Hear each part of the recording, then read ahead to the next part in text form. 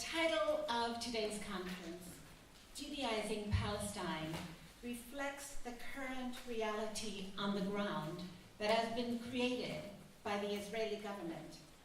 And here to unpack that title is the co-founder and director of the Israeli Committee Against House Demolitions, ICAHD, a professor of anthropology, an author, a speaker who has spent nearly all of his life as an active peace and human rights activist. And he's so much more. So, Jeff Halper, we give you the floor.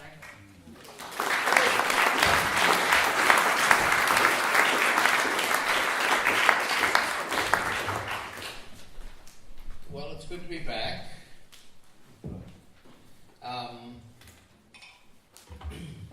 I know most of you, a lot of you, and it's always great to touch base with probably the most active chapter of ICAHD.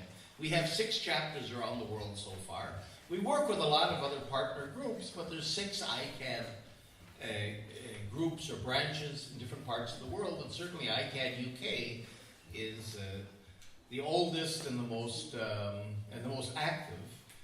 Although the other groups are doing also very good stuff. And ICAHD, you all know ICAHD, and in a sense, I feel sometimes when I come back here every year or two, it's almost like kind of reporting, sort of not exactly reporting back to you, but sharing ideas, because you've heard me speak 10 times, at least. But as the analysis and the realities on the ground unfold and develop, ICAHD, tries to keep pace with that. So our agenda is like Linda's saying, is a cutting edge kind of an agenda. In other words, we see ourselves as sort of a catalyst to move the discussion forward, the political discussion, the political movement forward. We're willing, partly because we don't have any money and nobody can fire us, we're willing to stand to get in front of the crowd. Yeah, we were using the term apartheid, way before, many other groups, they were really kind of worried about using that term. And we use other concepts like warehousing, and I'll talk today a little bit about the one-state solution that we're certainly beginning to talk about, the idea of Judaizing Palestine. In other words, we're trying to, we're a political organization. That's always been our focus. The discussion that came up a little bit in the AGM before about humanitarian work versus political work, we're actually opposed to mixing the two. Especially in this context, humanitarian work ends up enabling and perpetuating, in our view, the occupation. So we're a political organization, and as such, it's hard for us to maintain ourselves. Donors are giving, obviously, to more humanitarian endeavors. And in fact, in many cases, I think that the whole NGOization of the Palestinians and the Israeli peace camp, to a certain degree, is a part of the whole process of domestication. Because after all, who are the donors? They're the UN, they're the EU, they're governments, they're even church groups. Groups with good intentions, but in fact, because they're not political, I think end up perpetuating the occupation. So as a political group, we don't get those funding. We don't even apply for those fundings. And we want to keep our political focus. We want to end the occupation, which used to be code for a 2-state solution. But today, I think, and I'll talk about that in a minute, our view is a 2-state solution is gone. We certainly want to achieve a just peace, whatever that means, and that's what we're in the process of trying to formulate. But more than anything else, we see ourselves as actors. And, I kind of allow myself a little leeway in criticizing the left, or, where most of us come from, in that, sometimes I feel that we don't really see ourselves as actors. We're very articulate. We're very good at analyzing. We write in The Guardian all the time. But I don't know if we see ourselves as actors. We certainly don't run in elections very often. We don't have any expectations of getting elected. But at the same time, I think we have to be actors. And we have to find ways, and it's not easy. And this is part of our strategizing all the time. We're in what I call a bad marriage. And that is that governments are not our friends. They're not on our side. Certainly, what motivates us, justice, human rights, international law, peace, a just peace, and so on, are the antithesis of the principles and the concepts on which governments work. Jimmy Carter tried to introduce human rights as a guiding principle of American foreign policy, and he was laughed out of office. He's still a laughingstock in the United States. So that our values and governments instead really manage conflicts. They don't try to resolve conflicts, and they certainly don't resolve conflicts in a just way. So that's where civil society, where we come in, the people come in, because we have those values, and we care. The problem is that we're not elected. We have no power. We have no mandate in a sense, and we don't negotiate. We don't sign treaties. So we need governments for that. So at the same time that they have the power to run our affairs, our international affairs, they're not doing it. Certainly not well. And at the same time, we don't have the power to replace them.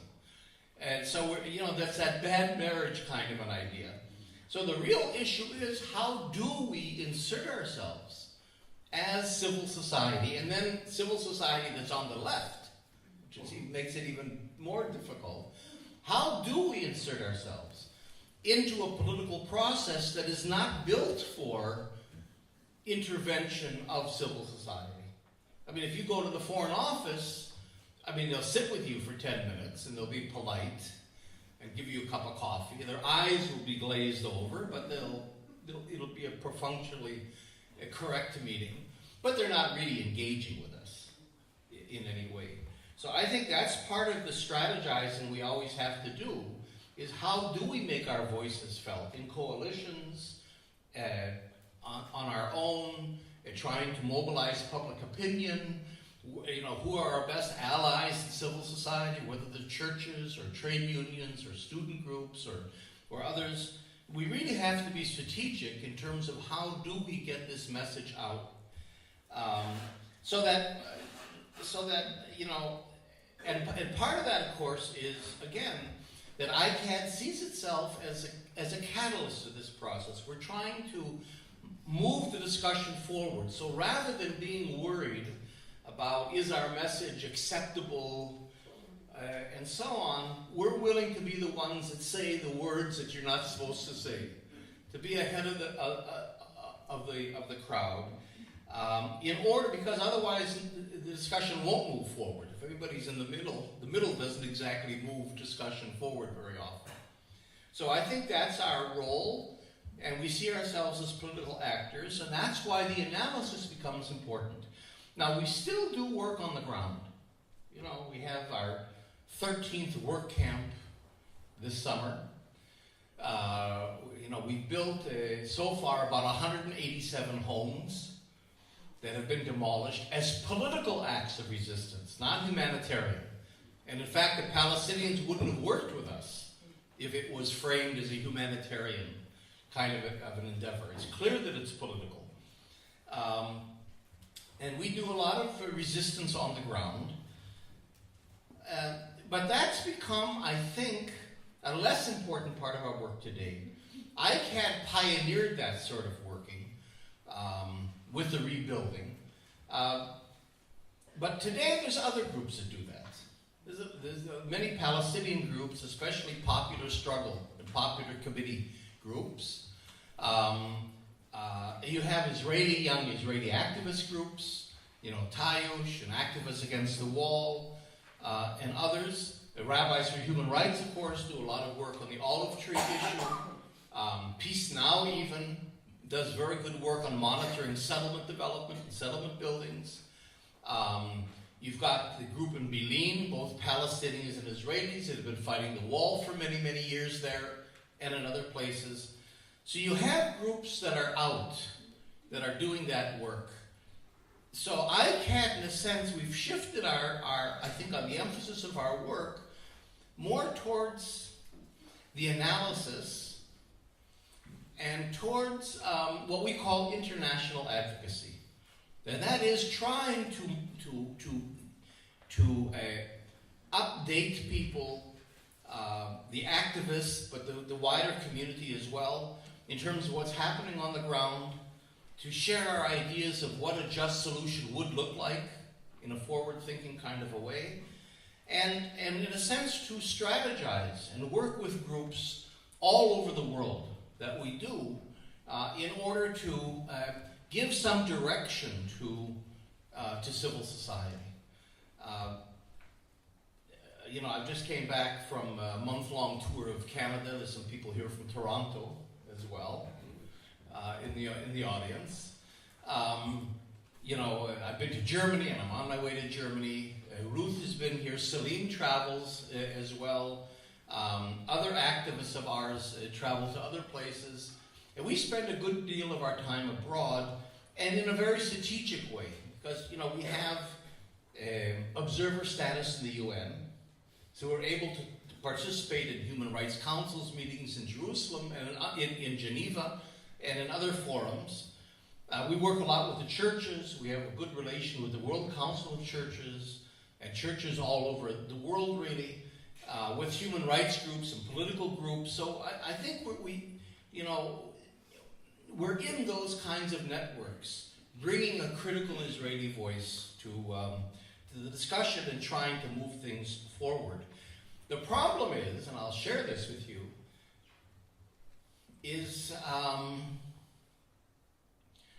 don't want to say a lack of Palestinian leadership, but I think the Palestinians today, and especially those on the left more, or the more critical Palestinians in civil society, are in a transition. It's very difficult for them because I think they know, and I'll talk about this in a minute. I mean, everybody knows. It's like the Leonard Cohen song. Everybody knows. Everybody knows the two-state solution is gone. I mean, Cameron knows it, and Abu Mazen knows it certainly, and all the Palestinian people know it, and everybody knows. Obama knows. Hillary Clinton knows.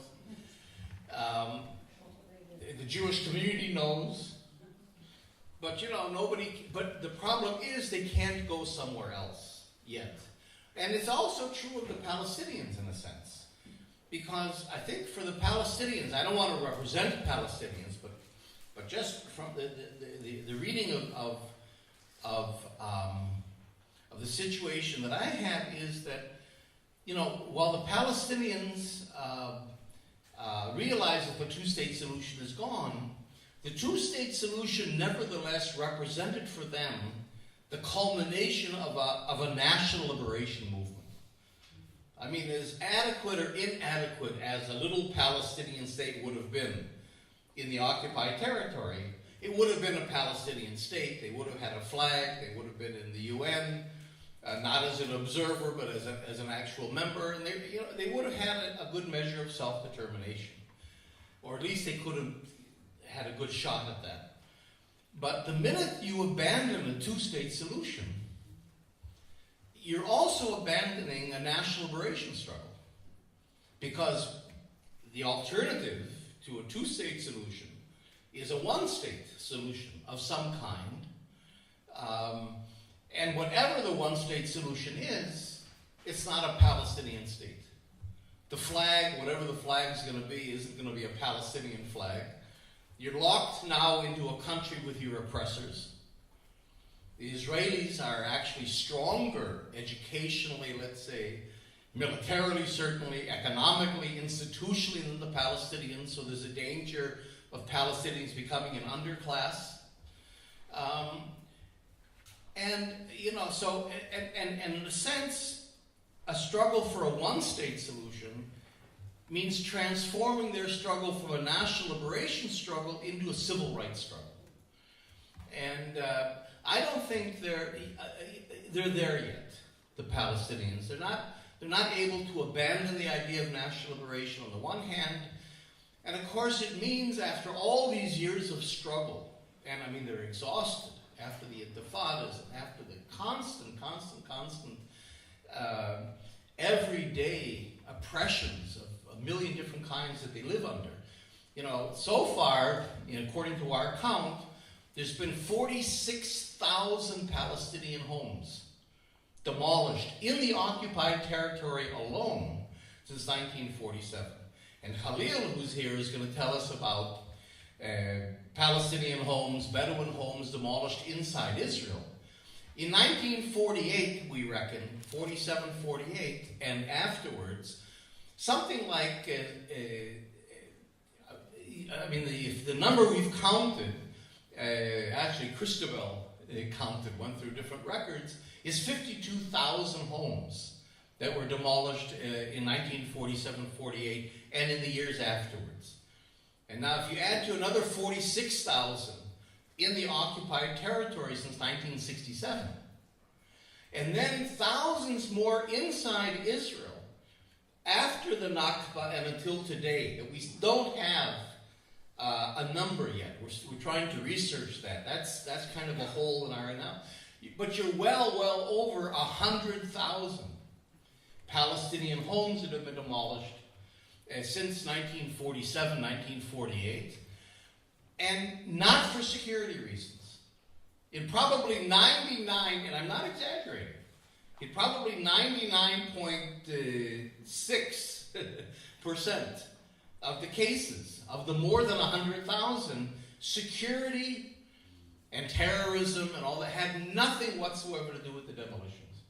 They were either demolished intentionally after the inhabitants left in 47, 48 to prevent the refugees from returning and taking their lands, or they're demolished in military invasions. So last summer in Gaza, Israel demolished 18,000 Palestinian homes. Not as, they weren't targeted. They were simply collateral damage. They were on the way, the artillery hit them, the tanks went through them. 18,000 homes. Or, of course, as we know, and this has been our work all these years, Israel has a policy of not granting building permits to Palestinians in the occupied territory, but also inside Israel. And this is one of the messages of the Judaization campaign, and that's one of the reasons why Khalil is with us, is to say that, you know what, there really isn't a huge difference between the experience of Palestinians under occupation and the experience of Palestinians inside Israel, that are still under even though they have a citizenship, are still under a sense of occupation, certainly. And so the idea of Judaization is to begin to get us to think about the country again as one integral country, and to go past this idea of two states. Two states is gone, and I'll mention that in a minute. It's gone, but also the problem with the two-state discourse was that it focused, of course, all the focus was on the occupied territory. How much is Israel going to give up, and what's going to happen to the occupied territory, and where? And Israel, which is 78% of the country, with all the problems of occupation and home demolitions and so on, is out of the equation. You're not even talking about that. So that we want to get beyond the two-state discussion. The problem is, and I go back then, is that the Palestinians aren't there yet. They're still in that transition, I think, between the two, and since we're not Palestinians, we have to respect their right to tell us basically what the solution is. We can't represent the Palestinians. We can't speak for the Palestinians. So in a sense, we're advocating for a one-state solution. I'll talk about that in a minute. Not advocating, we're bringing it up. We're talking about why we think this is where we should be going. We're trying to flesh out what it would mean, what it would look like, but to stop short of actually advocating it, because in a sense we can't run ahead of the Palestinians. So they're in a very difficult situation, of course, not only in terms of this transition to an entirely new national agenda and program, but of course the Palestinian Authority is a very oppressive, dead hand on everything. It's really a collaborationist regime.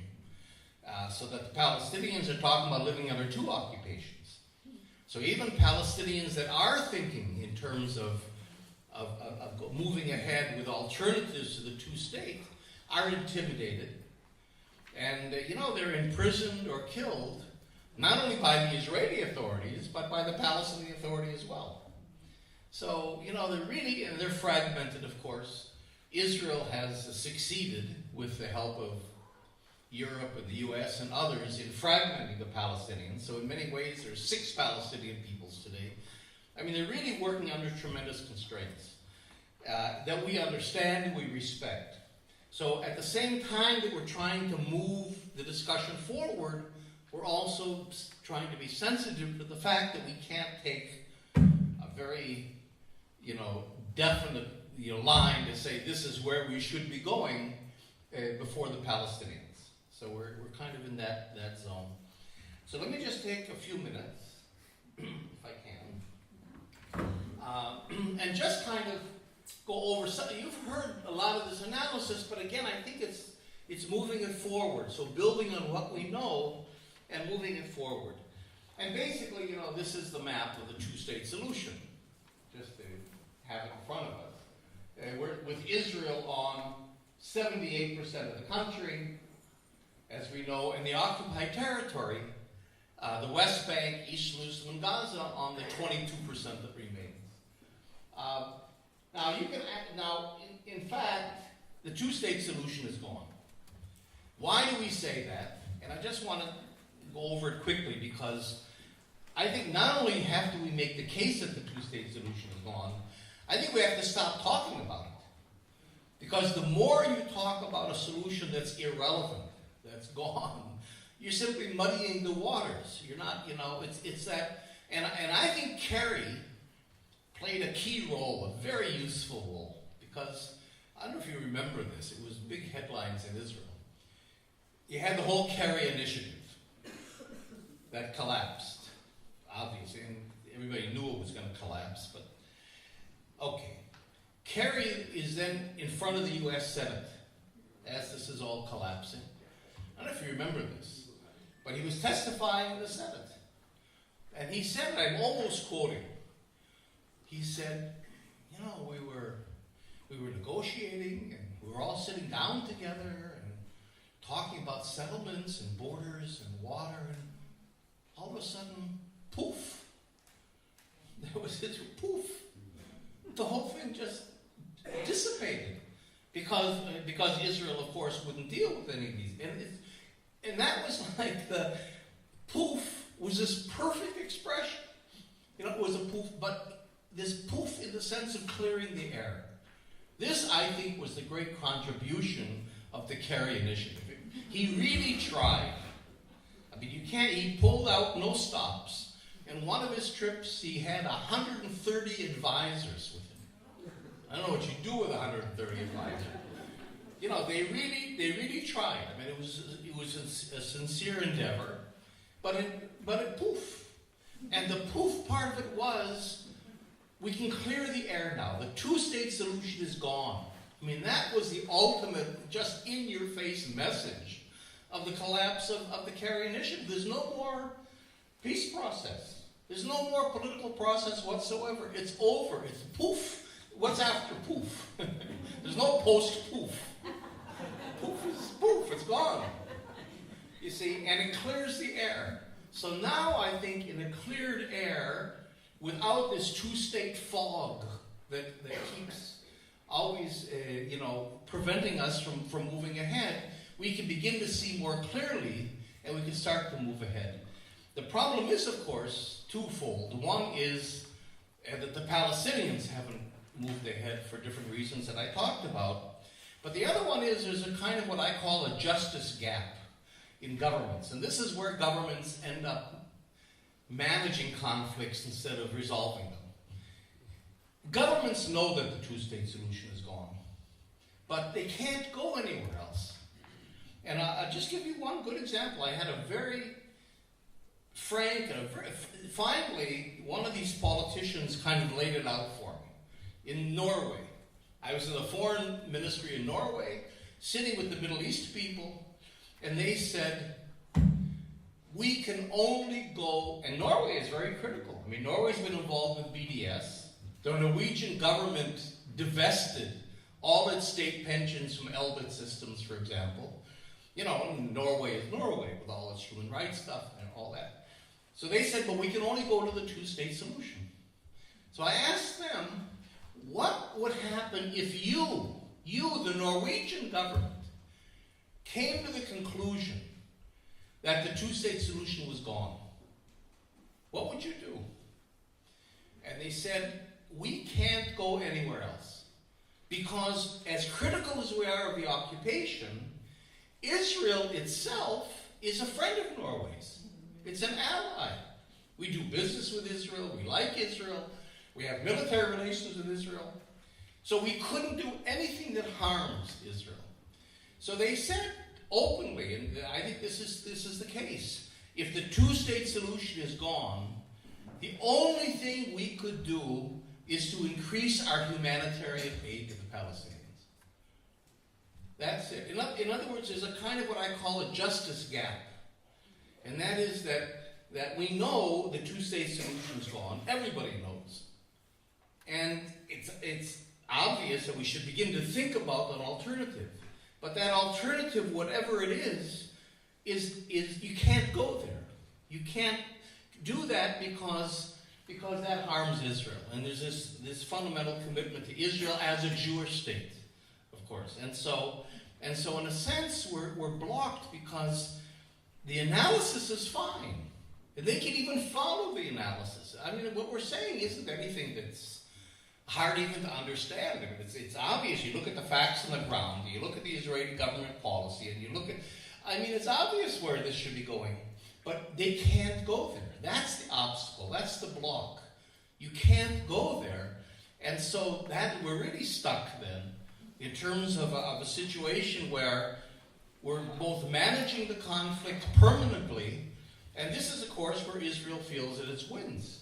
Israel wins. We've won already because we've gotten to a situation where the international community is paralyzed and can't do anything, and that's where civil society has to come in and start to move things forward. So just in a word, why would I say the two-state solution is gone? I give three reasons, just really quickly, because a lot of you have heard me on this anyway. One is this idea of Judaization. And that's this intermediary term. I'll come back to that in a minute, why we're using that term, but it's an Israeli term. It's not an anti-Semitic term. It's not a term of people critical of Israel. It's a formal Israeli government term that appears in policy statements. It appears in planning documents of Judaizing the Galilee, Judaizing Jerusalem, Judaizing the country. One person who's written a lot about it is Meron Ben-Benisty, who's a very well-known Israeli historian. A lot of you probably know him. He has a book called Sacred Landscapes.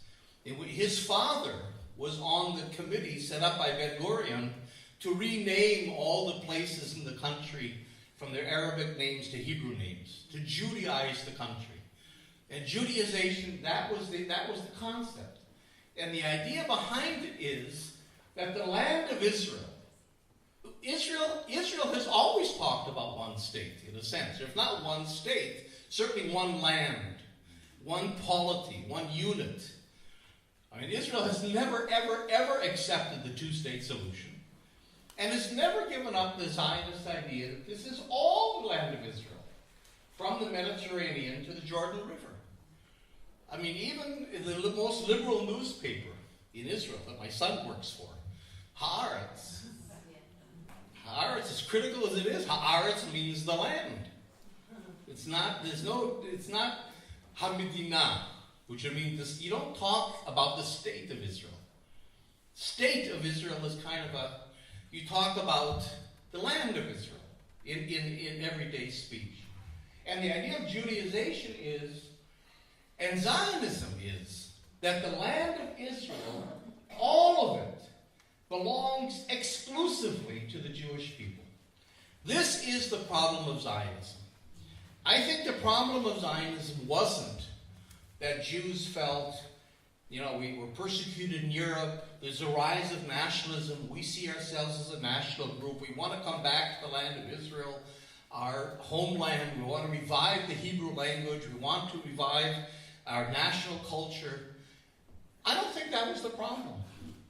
Had they had that agenda, but said, but we acknowledge and recognize that there is another people living here, the Palestinian people. And there were voices like that 100 years ago. I'm not just transposing back. There were voices that said that. All this could have been avoided.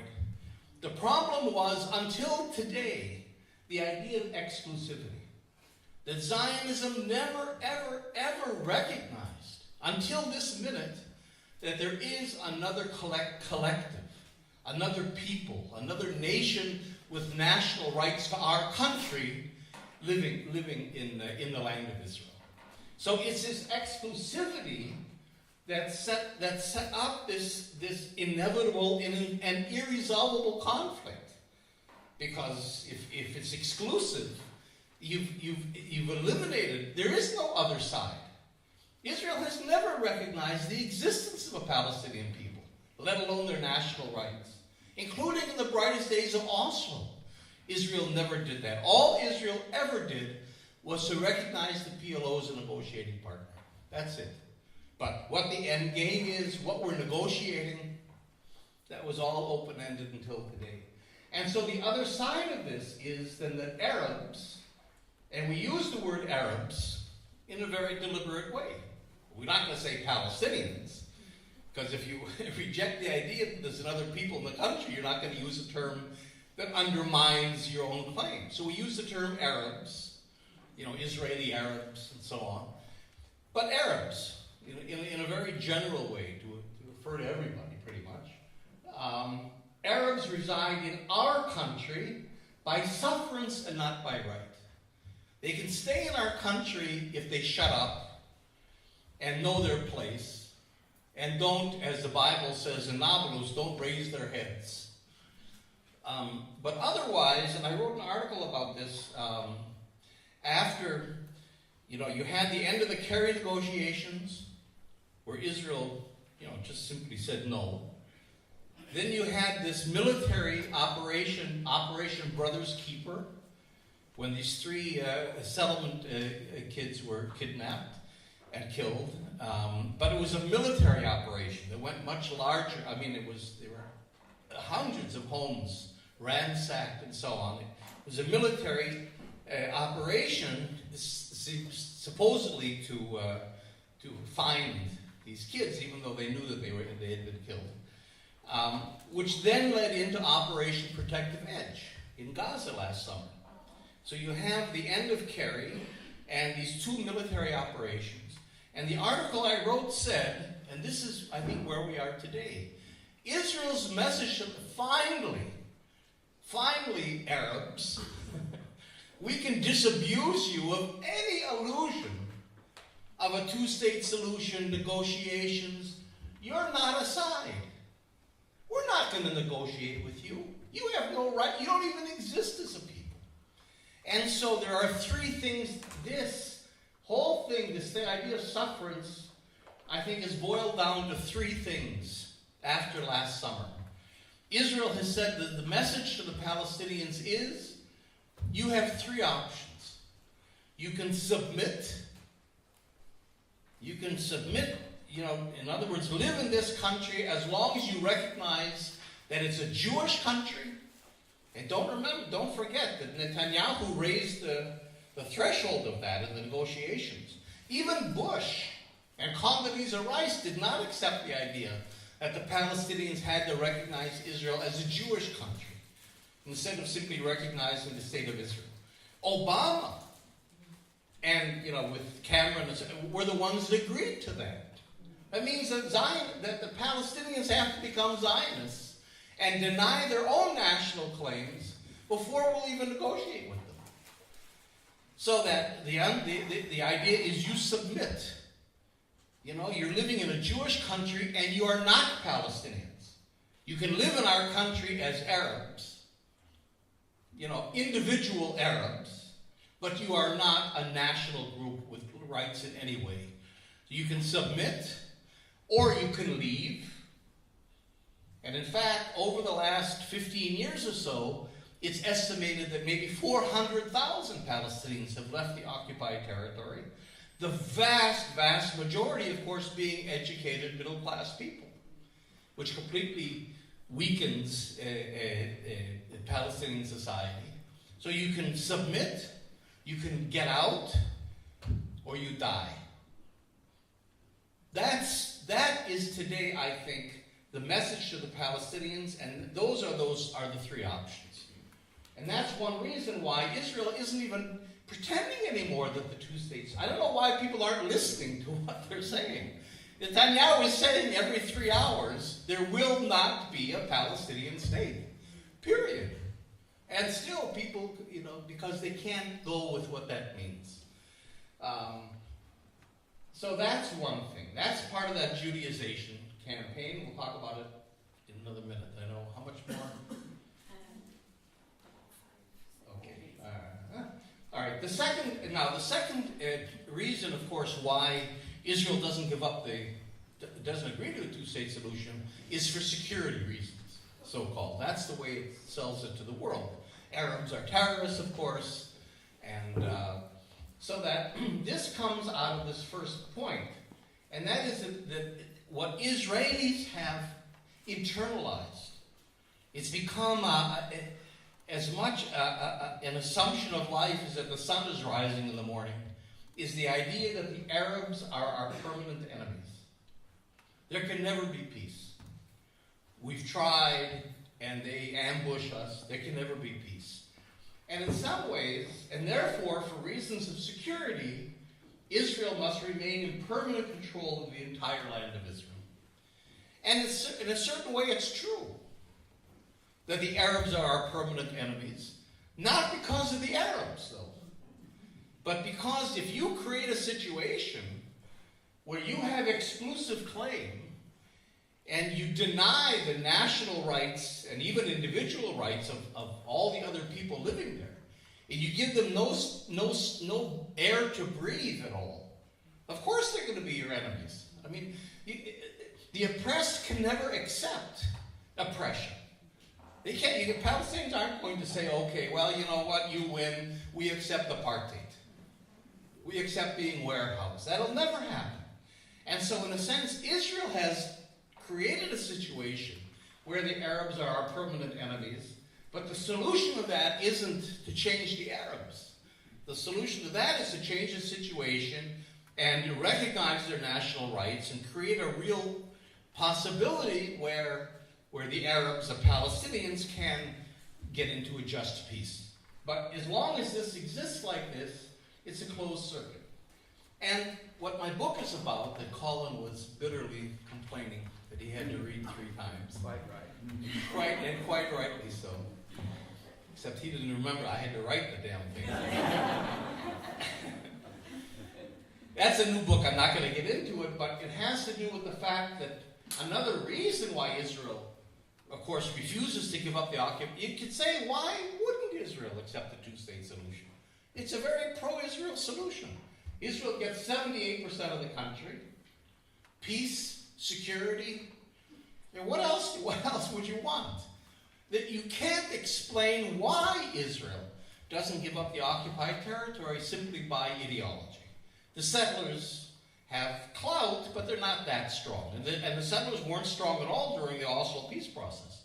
That was a completely labor, Rabin, and Meretz government.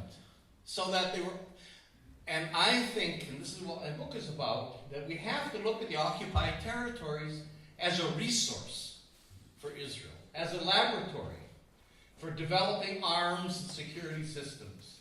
And in that sense, it plays a key role not only in the economy of Israel, in terms of the exports, but also in terms of what I call security politics.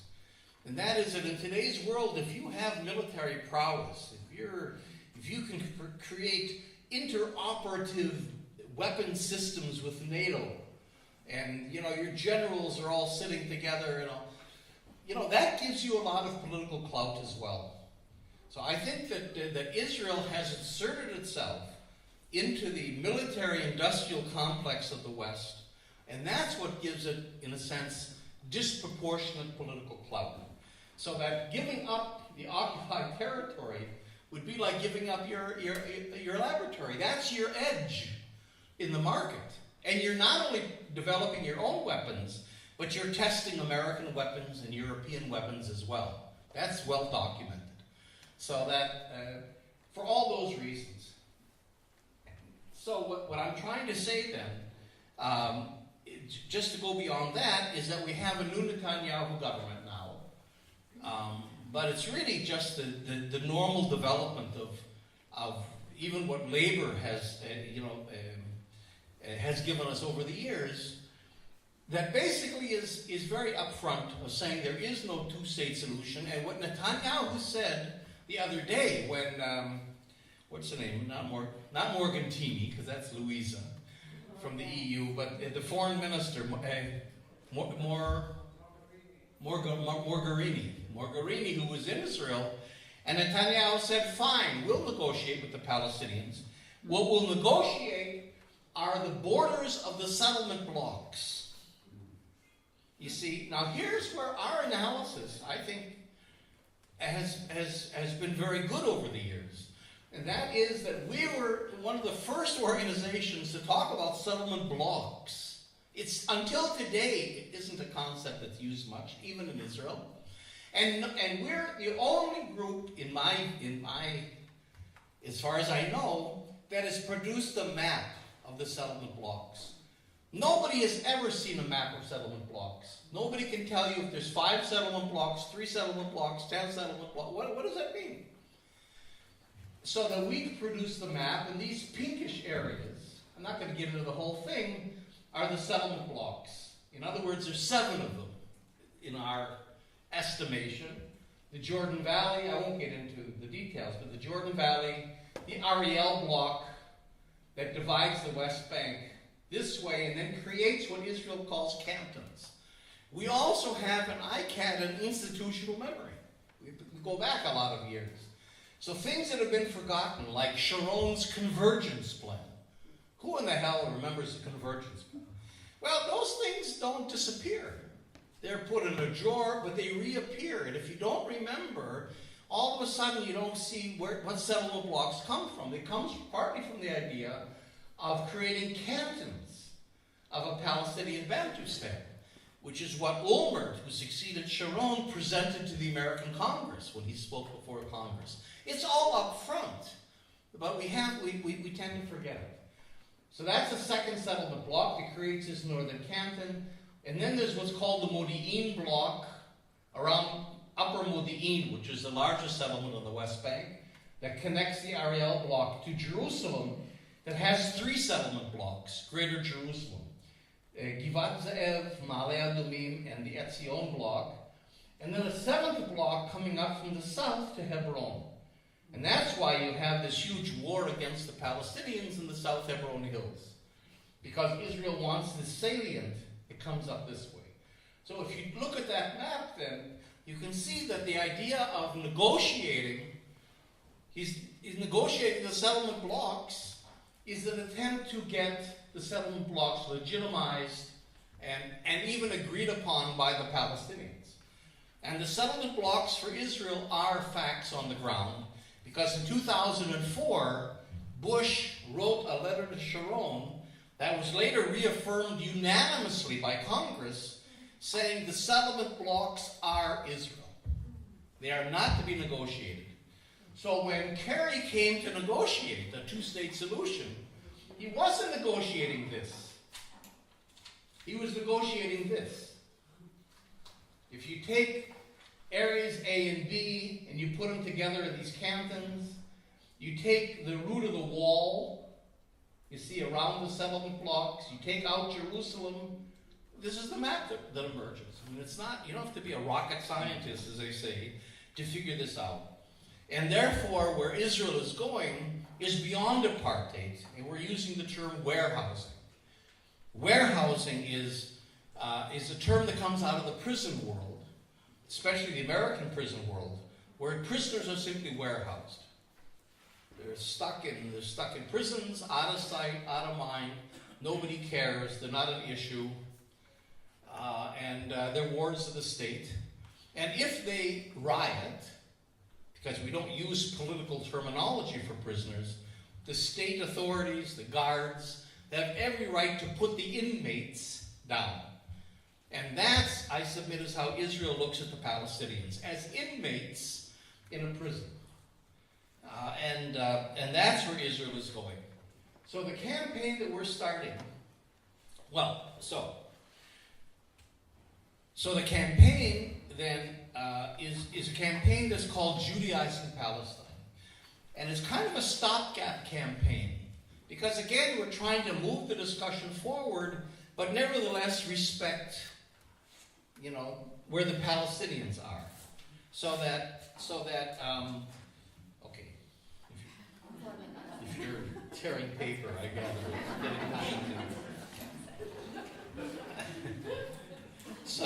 So the idea of Judaizing Palestine then is kind of not a stopgap, but it's kind of an intermediary thing. It's making the case of saying the two-state solution not only is gone, but that there is one state today.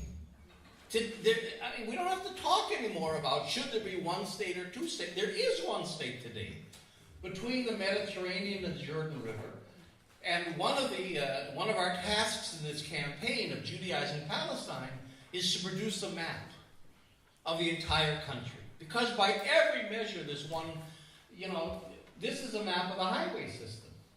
But the big highway that you never see when you're dealing with the occupied territory is this highway number 6, what's called the Transnational Israeli Highway, the Transnational Highway, which doesn't come into the West Bank. But the whole idea is to move the Israeli population from the coast eastward. This was a big barrier between the Israeli population on the coast and the populations of the settlement blocks for different reasons. There's a big Palestinian population up in this area, so Israeli Jews didn't want to live there. There's very poor communities in this area where Jews didn't want to, middle-class Israeli Jews didn't want to come into. So this highway closes that barrier and moves the population eastward and then creates a spine for the country in which the settlement blocks can then attach. So if you look at the highway systems, you look at the water system, between the Mediterranean and the Jordan River, there's only one water system run by a Korot company. There's only one electrical system. There's only one effective government between the Mediterranean and the Jordan River. There's only one army, obviously. There's only one currency. I mean, whether you're in Hebron or Gaza or Tel Aviv, you're using the shekel controlled by the Bank of Israel. So there is one state today. But we can't yet go to the idea of one state before the Palestinians. And so the whole idea of Judaizing Palestine is to begin to get people to use the idea of Judaization. And that's partly because it's Israel that eliminated the two-state solution. This is key. In other words, if the two-state solution is gone, which means Israel cannot continue as a Jewish state. And we say it up front, and it has to be clear. If the only solution that's just is a one-state solution, we would say one democratic binational state, but there's not an agreement about that at all. That's my position, at least. But if we've gotten to one state of equal rights for everyone living in that country, it can't be a Jewish state anymore.